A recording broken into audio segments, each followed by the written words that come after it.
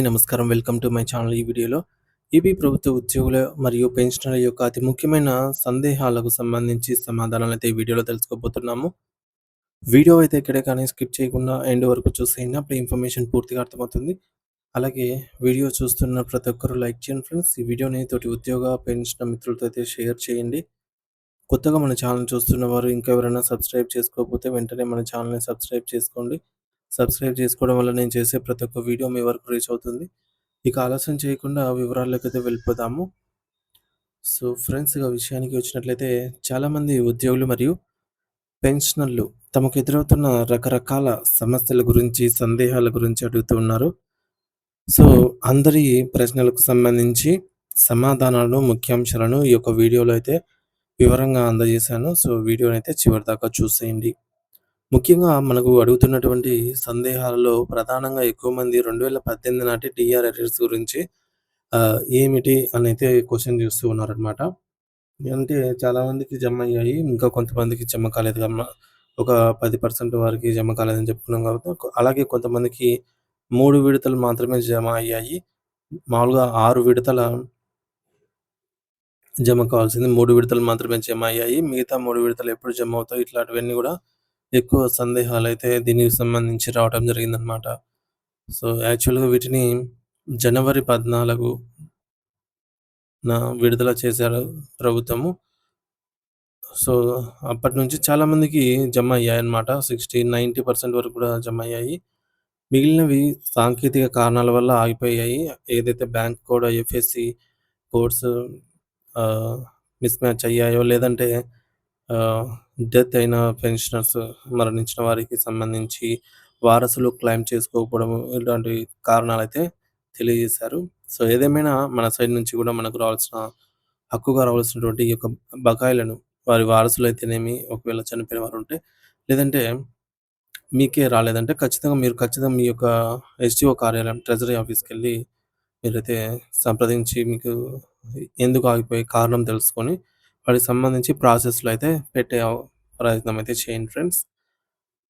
ఇకపోతే మనకడిగిన క్వెషన్ ఏ విధంగా అంటే, ఉదాహరణకు ఒక మిత్రుడు తాను 2018 జనవరిలో రిటైర్ అయ్యానని, తనతో పాటే రిటైర్ అయిన ఇతరులకు సీతమ్మ ధార ట్రెజరీ నుండి 50,000-60,000 వరకు అరియర్స్ అయితే అందాయని, కానీ తనకు మాత్రం కేవలం 30,000 లేదా 25,000 మాత్రమే జమ అయిందని చెప్పారు. మరి ఒకే రోజు రిటైర్ అయ్యి, ఒకే పోస్ట్‌లో ఉండి, ఒకే ట్రెజరీ పరిధిలో ఉన్నప్పుడు ఇలాంటి వ్యత్యాసం ఎందుకొస్తుందని అడగటం, ఇలాంటి డౌట్ రావడం కూడా సమంజసమే అన్నమాట. దీనికి ప్రధాన కారణం ఏమిటంటే, మీ కార్యాలయంలో మీ బిల్లులు ఏ విధంగా ప్రాసెస్ చేశారు అనే దానిపైన ఇది ఆధారపడి ఉంటుందండి. అంటే కొంతమందికి మొత్తం అరియర్స్‌ను ఒకే బిల్లుగా పెట్టి ఉండవచ్చు.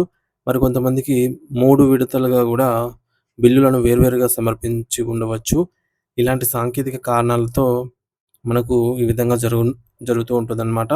సో మనం వీటిని ఊహించి చెప్పలేము కాబట్టి, ఖచ్చితంగా మీరే స్వయంగా వెళ్లి వెంటనే మీ యొక్క పాత కార్యాలయంలోని డీడీఓ గారిని కలిసి మీ యొక్క బిల్ స్టేటస్‌ను సీఎఫ్ఎంఎస్ పోర్టల్‌లో చెక్ చేయించుకోండి. సో వారికి ఆ రీజన్ అనేది తెలుస్తుంది. సో అలాగే ఎలా వాటిని పొందగలగాలి అనేది కూడా మీకు అక్కడ ఒక సలహా అయితే లభిస్తుంది. ఇక మరొకరు తనకు కేవలం రూ. 7,336 మాత్రమే జమ అయ్యాయి. అవి దేనికి జమ అయ్యాయో, ఎప్పుడు జమ అయ్యాయో ఏం అర్థం కావటం లేదంటున్నారు. సో సాధారణంగా మే నెలలో జమ అయినటువంటి బిల్లులు, అరియర్స్, సీతమ్మ ధార వంటి ట్రెజరీల నుండి పడిన నగదు ఎక్కువగా డీఆర్ అరియర్స్ 2018కి సంబంధించి అరియర్స్‌కి సంబంధించి అమౌంటే అయి ఉండే అవకాశం ఉంది. సో మీరు సర్వీస్‌లో ఉన్న కాలం మరియు మీకు రావాల్సినటువంటి పాత బకాయిల లెక్కలను కూడా బట్టి ఈ యొక్క మొత్తం మారుతూ ఉంటుంది. సో మీరు మొత్తం పూర్తి వివరాలు ఇవ్వలేదు కాబట్టి, మీకు అసలు ఎంత రావాలి, ఎంత వచ్చిందనే విషయాలను మీరు ఖచ్చితంగా మీ ట్రెజరీ కార్యాలయంలో లేదా డీడీఓ ఆఫీస్‌లోనే, మీ ఆఫీస్ డీడీఓని గాని అడిగి తెలుసుకోవడం ఉత్తమము. వారి దగ్గర డేటా ఉంటుంది కాబట్టి మీ డేటా చెక్ చేసి చెప్తారు.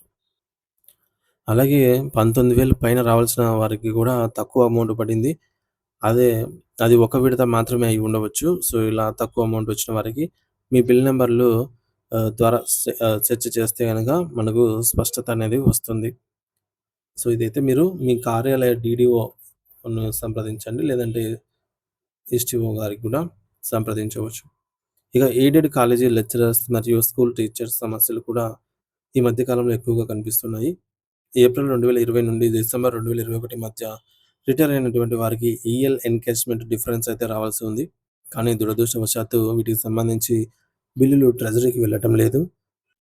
ఎందుకంటే ప్రభుత్వం నుండి ఇంకా స్పష్టమైన అనుమతులు రాలేదు.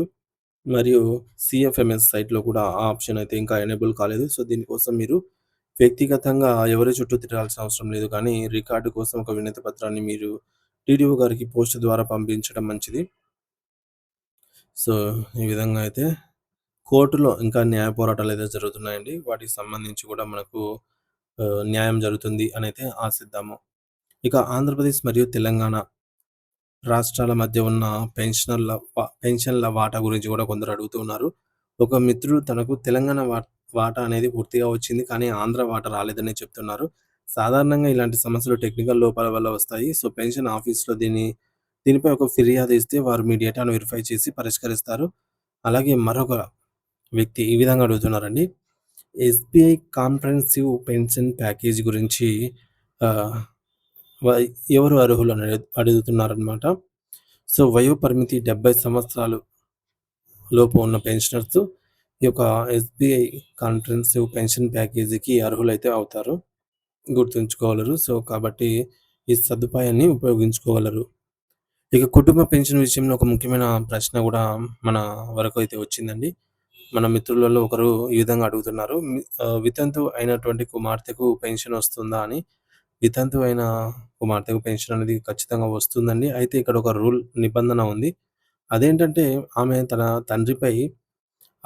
తండ్రి బ్రతికుండగానే ఆహ్, సర్వీస్ పెన్షనర్ అయినప్పుడే ఆమె వితంతువుగా అయ్యి తన తండ్రిపై ఆధారపడి ఉండాలి. అప్పుడు మాత్రమే తన తల్లికి ఏదైతే పెన్షన్ వస్తుందో ఆవిడ మరణానంతరం కుమార్తెకు బదిలీ అవుతుంది. సో, దీనికి సంబంధించి అవసరమైన ధృవీకరణ పత్రాలను మీరు గనుక తీసుకెళ్లి అధికారులకు సమర్పించినట్లయితే మీకు సులభంగా పెన్షన్ అనేది ట్రాన్స్‌ఫర్ చేస్తారు. అలాగే ఒకవేళ తండ్రి సర్వీస్ పెన్షనర్‌గా ఉన్నప్పుడు ఆవిడ ఎప్పటికి గాని ఆధారపడి లేకుండా తర్వాత తల్లి మీద ఆధారపడి ఉన్నట్లయితే తండ్రి చనిపోయిన సమయానికి ఆవిడ ఇండిపెండెంట్‌గా ఉన్నట్లయితే ఆ కేస్‌లో వారికి ఫ్యామిలీ పెన్షన్ అనేది వర్తించదు. ఇకపోతే 16,00,000 గ్రాట్యుటీ గురించి ప్రస్తుతానికైతే 16,00,000 గ్రాట్యుటీ అనేది ఆహ్, సంబంధించి కోర్టులో చర్చలైతే జరుగుతున్నాయండి. ఇకపోతే సరెండర్ లీవ్ బిల్లుల గురించి కూడా ఆహ్, అడుగుతూ ఉన్నారనమాట. సో, మీ బిల్లులు గనుక పాస్ అయ్యి క్యూలో ఉంటే ప్రభుత్వం నిధులు విడుదల చేసిన వెంటనే మీకైతే డబ్బులు వస్తాయన్నమాట. సో, బిల్లులు పాస్ అయ్యి వెయిటింగ్ ఫర్ ఫండ్ క్లియరెన్స్ స్టేజ్‌లో ఉండాలి.